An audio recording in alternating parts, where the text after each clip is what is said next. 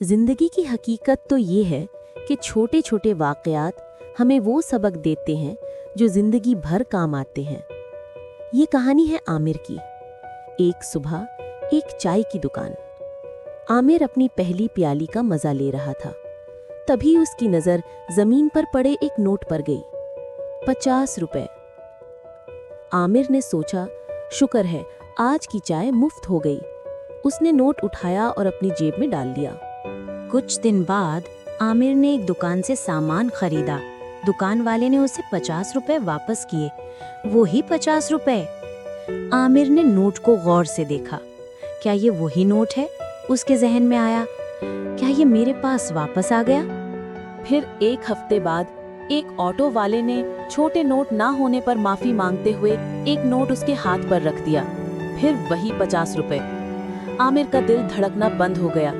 ये नोट उसे छोड़ ही नहीं रहा था, जैसे तकदीर का कोई खेल चल रहा हो।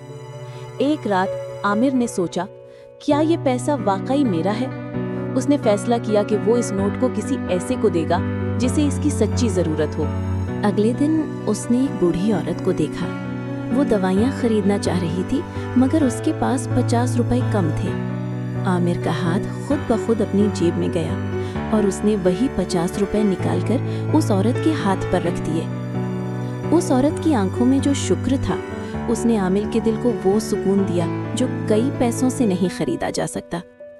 कई महीने गुजर गए। वो 50 रुपए कभी वापस नहीं आए। आमिर ने एक अनमोल सबक सीखा था। कभी कभार जिंदगी में कुछ चीजें जो आपकी लगती हैं वो होती नहीं, और जब आप उन्हें जाने देते हैं तो दर हकीकत अपने लिए सुकून और खुशी खरीद लेते हैं। तकदीर का खेल भी अजीब है। वो आपसे जो चीज़ लेकर किसी ज़रूरतमंद तक पहुंचा देती है, आपको उससे कहीं बेहतर बदला दे देती है। क्योंकि कुछ असबाक पैसों की नहीं, दिल की ज़बान में लिखे जाते हैं।